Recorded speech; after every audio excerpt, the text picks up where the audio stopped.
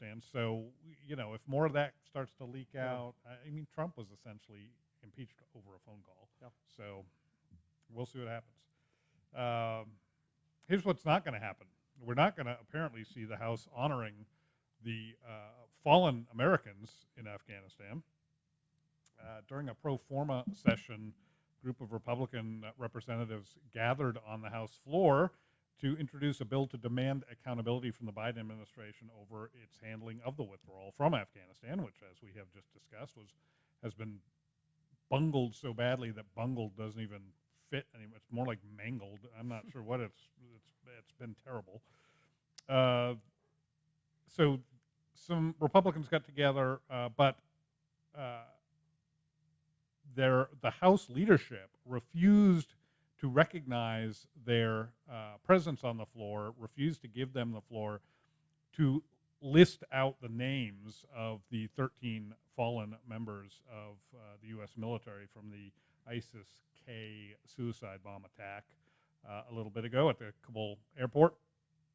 According to Brian Mast, who's a Florida representative and himself a veteran of the Afghan war, he said, quote, "We gavelled in, we had a prayer, said the Pledge of Allegiance, took a moment of silence with pretty much all Republican veterans, then asked to be recognized to read names and bring up Afghanistan legislation. They did not acknowledge us and just closed the House down." So they were gavelled out of session by Democratic Representative Debbie Dingell of Michigan, a fairly mainstream leftist Democrat.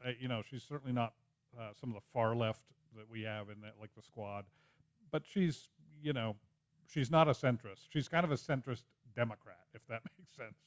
If you look between the wings of the crazy Democrats and super crazy Democrats, she's kind of in the middle there. The definition of centrist has kind of Yeah. shifted these days. Exactly. Anyone who's not completely crazy. Yeah, she's kind of in the middle there. From Michigan, from the Detroit Ann Arbor area, and Representative Dingell, I think that is just a disgrace. You may be unwilling to recognize these men and women who died because of your president's incompetence. We are not. We want to honor these men and women, so I'm going to read their names and show you their images. You may have seen some of these before, but if we're not going to recognize them in the House, we're going to recognize them here on WJ Live. Starting, and I apologize in advance if I get any of these names wrong, I may.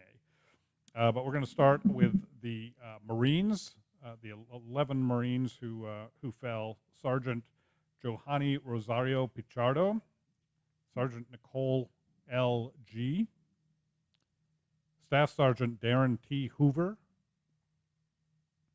Corporal Hunter Lopez, Corporal Dagan W. Page, Corporal Humberto A. Sanchez, Lance Corporal David L. Espinoza,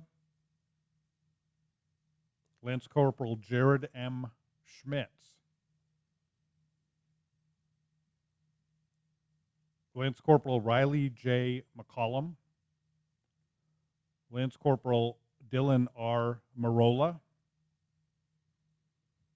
and Lance Corporal Kareem M. Nikui.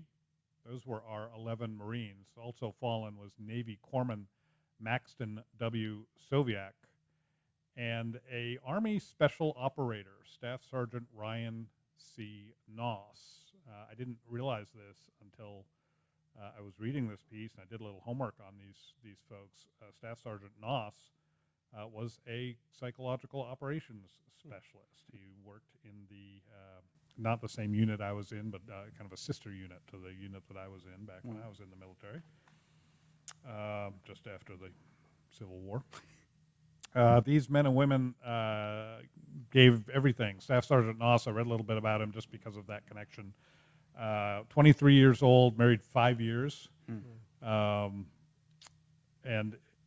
by all accounts, just a brilliant young man. Could have done whatever he wanted to do, but he chose to serve his country. And his wife said if he had known what was going to happen and felt there was one person there he could help, he would have gone anyway. That's the kind of man he was. That's the kind of people all these folks were. These are the kinds of people that Representative Debbie Dingell does not want recognized on the House floor. Shame on you, Representative Dingell.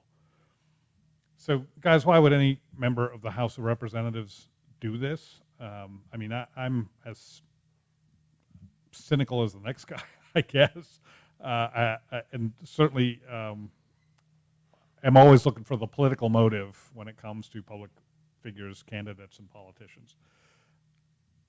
I don't see it here. I don't see how this is anything but an albatross around her neck the next time she goes to the people of Michigan, who are as patriotic as anybody else, and ask them to vote for her. Mm-hmm. So what's she thinking? What does she get out of this?